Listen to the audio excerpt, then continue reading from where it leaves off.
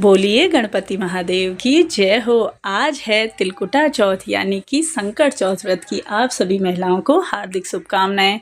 सभी महिलाओं का व्रत होगा और साथ ही साथ इस दिन गणेश जी महाराज का आशीर्वाद पाने का सबके सर्वश्रेष्ठ दिन इसे माना गया है। इस वीडियो में आप सभी के लिए देवरानी जेठानी की पौराणिक कथा लेकर के आई हूँ। तो गणेश जी का स्मरण ध्यान करते हुए हम सभी इस कथा का श्रवण करेंगे। तो बोलिए जय गणेश। कथा के अनुसार एक शहर में देवरानी जेठानी रहती थी। जेठानी अमीर थी और देवरानी गरीब थी। देवरानी गणेश जी की भक्त थी। देवरानी का पति जंगल में जाता लकड़ी काटकर बेचता था और अक्सर बीमार रहता था। देवरानी जेठानी के घर का सारा काम करती और बदले में जेठानी बचा हुआ खाना, पुराने कपड़े आदि उसको दे देती थी। इसी से देवरानी का परिवार चल रहा था। माघ महीने में देवरानी ने तिल चौथ का व्रत किया। 5 आने का तिल व गुड़ लाकर तिलकुटा बनाए, पूजा करके तिल चौथ की कथा सुनी और साथ ही तिलकुटा छीके में रख दिया और सोचा कि चाँद उगने पर पहले तिलकुटा और उसके बाद ही खाऊंगी। तब कथा सुनकर वह जेठानी के यहाँ चली गई। खाना बनाकर जेठानी के बच्चों से खाना खाने को कहा तो बच्चे बोले माँ ने व्रत किया है और माँ भूखी है, जब माँ खाएगी तभी हम भी खाएंगे। जेठ जी ने कहा खाने को कहा तो जेठानी बोली मैं अकेला नहीं खाऊंगा, जब चाँद निकलेगा तब सब खाएंगे, तभी मैं भी खाऊंगा।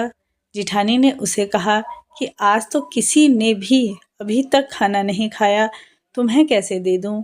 तुम सुबह सवेरे ही बचा हुआ खाना ले जाना। देवरानी के पति, घर पर बच्चे सब आस लगाए बैठे थे कि आज तो त्योहार है, इसलिए कुछ पकवान आदि खाने को मिलेगा। परंतु जब बच्चों को पता चला कि आज तो रोटी भी नहीं मिलेगी तो बच्चे रोने लगे। इससे पति को भी बहुत गुस्सा आया। कहने लगा सारा दिन काम करके भी रोटी नहीं ला सकती तो काम क्यों करती हो? पति ने गुस्से से आकर पत्नी को कपड़े धोने में मारा। धोना हाथ से छूट गया तो पाटे में मारा। वह बेचारी गणेश जी को याद करती रही और रोते रही और पानी पीकर सो गई। उस दिन गणेश जी देवरानी के सपने में आए और कहने लगे धोने मारी, पाटे मारी, सो रही है या जाग रही है? वह बोली कुछ सो रही हूँ, कुछ जाग रही हूँ। गणेश जी बोले भूख लगी है, कुछ खाने को दे। देवरानी बोली क्या दूं, मेरे घर में अन्न का एक दाना भी नहीं है। जेठानी बचा कुचा खाना देती थी, आज वह फिर भी नहीं दिया। पूजा का बचा हुआ तिल कुटा छीके में पड़ा है, वही खा लो। तिलकुटा खाने के बाद गणेश जी बोले धोने मारी मारे, मारी मिटाई लगी है, वहाँ मिटने लगे। बोली यह पड़ा घर, जहाँ इच्छा हो वहाँ निमट लो। फिर गणेश जी के बच्चे की तरह बोले अब कहाँ पोंछूं? नींद में मग्न अब देवरानी को बहुत गुस्सा आया कि अब से तंग किया जा रहा है, सो बोली मेरे सर पर पोंछो। और कहाँ पोंछोगे? सुबह जब देवरानी उठी तो यह देखकर हैरान रह गई कि पूरा घर हीरे मोती से चकमका रहा था। सिर पर जहाँ विनायक जी पोंछनी कर गए थे वहाँ पर हीरे के टीके व बिंदी जमा कर रहे हैं। उस दिन देवरानी जेठानी के यहाँ काम करने नहीं गई। बड़ी देर तक राह देखने के बाद जेठानी ने बच्चों को देवरानी को बुलाने भेजा तो जेठानी ने सोचा कल खाना नहीं दिया इसलिए शायद देवरानी बुरा मान गई है। बच्चे बुलाने गए और बोले चाची चलो, माँ ने बुलाया है, सारा काम पड़ा है। देवरानी ने जवाब दिया अब उसकी ज़रूरत नहीं है, घर से सब भरपूर है, गणेश जी ने आशीष में दिया है। बच्चों ने घर जाकर माँ को बताया कि चाची का तो पूरा घर हीरे मोतियों से जगमगा रहा है। जेठानी दौड़ती हुई पहुंची और पूछा कि यह सब कैसे हो गया? देवरानी ने उसके साथ जो हुआ वह सब कह डाला। घर लौटकर जेठानी अपने पति से बोली कि आप मुझे धोने से मारो और उसका पति बोला कि भली मानस, मैंने कभी तुम पर हाथ भी नहीं उठाया, मैं तुम्हें धोने और पाटे से कैसे मार सकता हूँ? वह नहीं मानी और जिद करने लगी। मजबूरन पति को उसे मारना पड़ा। उसने ढेर सारा घी डालकर चूरमा बनाया और छीके में रखकर सो गई। रात को चौथ विनायक जी सपने में आए। कहने लगे, भूख लगी है, क्या खाऊं? जेठानी ने कहा, हे गणेश जी महाराज, मेरी देवरानी ने यहाँ तो आपने सूखा तिलकुटा खाया था, मैंने तो झरने घी का चूरमा बनाया है, आपके लिए छींके में रखा है, फल और मेवे भी रखे हैं, जो मर्जी सो खा लो।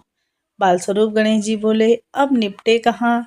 जेठानी बोली, उसने कहा, मैं टूटी फूटी झोपड़ी थी, मेरे यहाँ तो कंचन के महल हैं, जहाँ चाहो वहाँ निपटो।